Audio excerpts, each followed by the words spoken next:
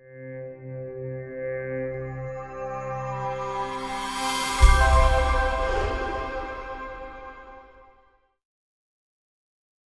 else have a question? As somebody who likes throwing icons at you, graphically speaking, is there any chance that some of the new textures or stuff will be inserted into the game before you hit the stuff?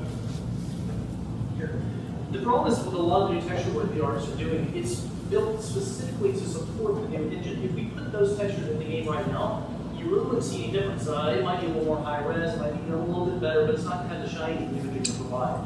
Putting them in right now, it's not really making any difference in terms of what you guys see.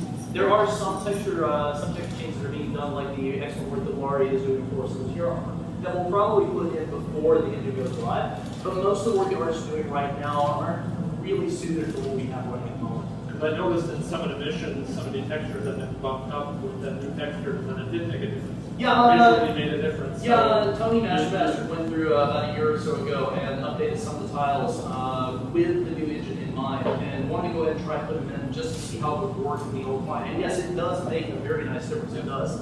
I mean, you might say it doesn't make a whole lot of difference, but speaking as an artist, it made a difference. I know it it's does help, always, and you'll notice it because of the higher resolution. It's practically double the res of the old textures that were in there. But you'll see an even bigger difference once the engine comes. It will have the spec of the normal maps and all the good lighting inside of it as well. Yeah, the reason I was asking that is because you were kind of talking about having both engines running concurrently at one point. Yes. So you're going to have to put them in anyways. You can't give it to us now. That's the plan. Is we're going to have the two engines because we took hardware profiles from everybody as they logged in, and the analysis that we were seeing at the beginning. And the engine has been off. The new engine has been through some optimization phases since. Remember, we have a minimum system requirement optimized here that we can test on. It's only 11 years old. It's only 11 years old, my computer. If it runs AO, you're fine. But anyway, the number that we saw, the people that if we just ran the one client that would be left behind was far too big to be acceptable. I was between 15 and 25% by estimates. And when we have a group, a tight community, it's like who would it be okay for me to take 15% of you and say, I'm sorry, you can't play it.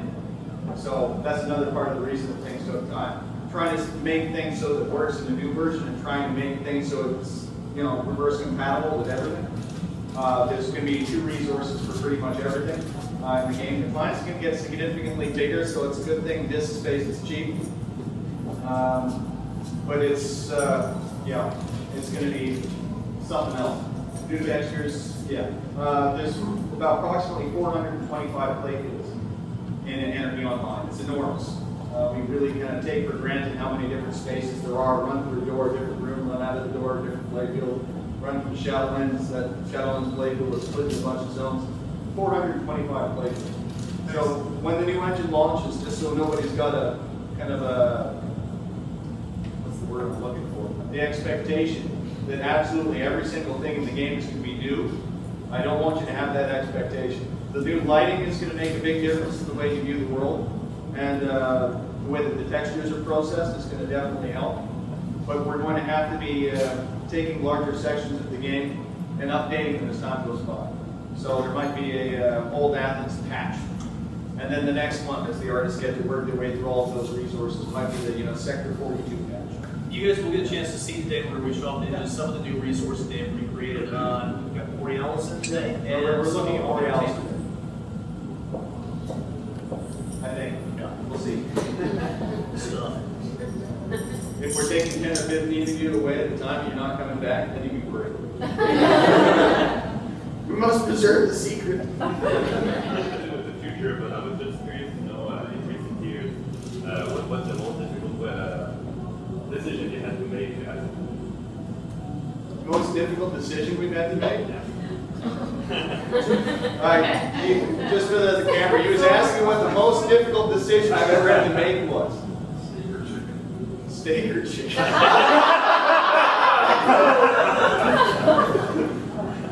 Keep me low for fire Gary Busey. That's a tough one. Actually, the members of my team make fun of me a lot because I like to think of myself as a reasonably intelligent man, but I have no short-term memory. This is true. This is true. So something that happened kind of 2 months ago, I don't really kind of remember it.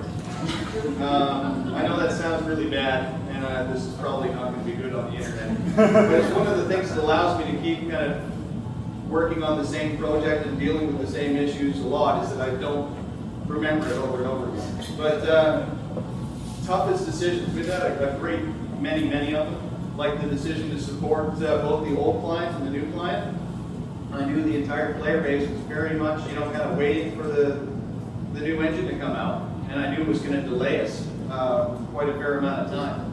But to look at it and say, okay, either we're going to do this or we're not, was adding a significant amount of time to the project and a significant more amount of money to get it complete.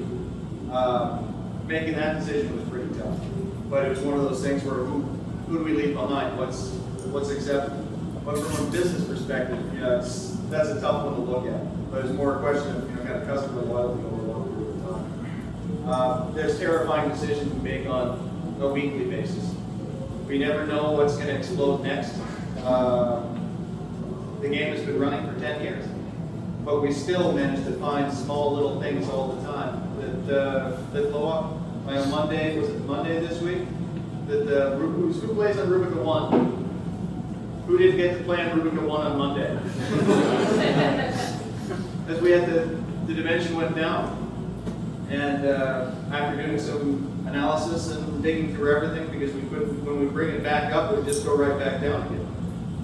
The original mission system was built sort of 10 years ago. Well, actually, it was repaired and made better by Enel a long time ago. It was made to hold a limited number of, you take a mission, that mission gets a unique identifier. It's associated with you forever. And it was, because these IDs are never being reclaimed by the system. There's 4.4 billion of these things. And you guys managed to run us out of IDs. So the server would go to get a new ID and be like a guy standing and looking at a blank cupboard when his wife just told him to go get something out of it. Yeah. So the servers would hang and would stop. So our brilliant lead coder managed to figure out a way to get things back up. But this kind of stuff, it's pretty regular. It happens all the time. On yesterday, the heckler bet. Who noticed this? How many people got the heckler bet yesterday? Nobody. Oh, good, you missed out. We're here.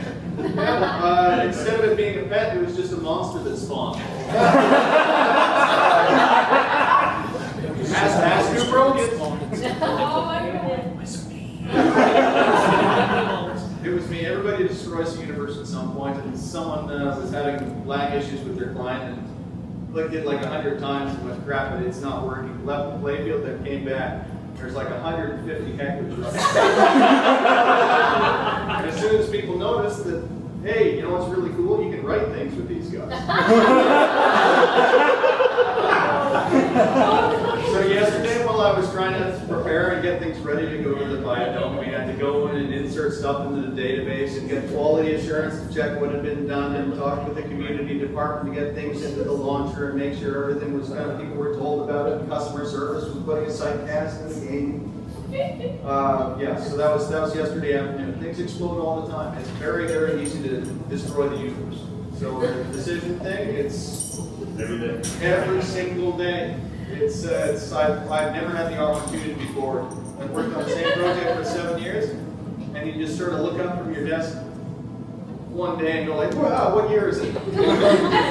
Why are my kids big? When did that happen? It's pretty terrifying.